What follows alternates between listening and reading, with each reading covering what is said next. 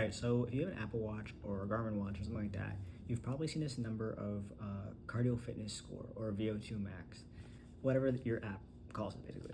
But I'm here to explain what that actually means. It's just something that is telling you what your body's ceiling is for being able to take that oxygen that's in the air and get it into your muscles under maximum stress. And there are two things that determine that ceiling. One is basically just how much blood your heart is pumping, your cardiac output.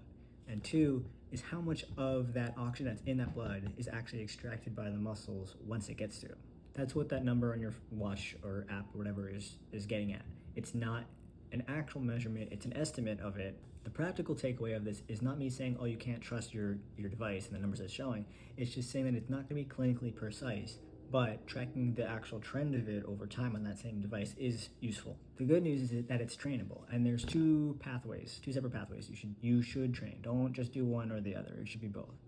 First is zone 2. Zone 2, which I have a separate whole video on, but that's basically the aerobics where you're able to hold a conversation with somebody else without huffing and puffing or pausing. But that helps with the extraction portion of VO2 max, extracting the oxygen from the blood into the muscles, because it builds more capillaries and builds more mitochondria.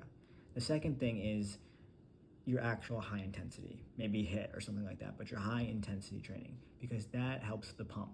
And with that, you get a bigger stroke volume, which means the amount of volume of blood that is being pumped per heartbeat is greater, which means that your cardiac output will also increase and improve.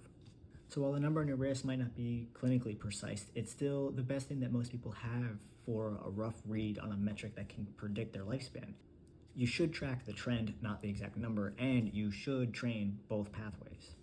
This is Protocol, performance built for the long game.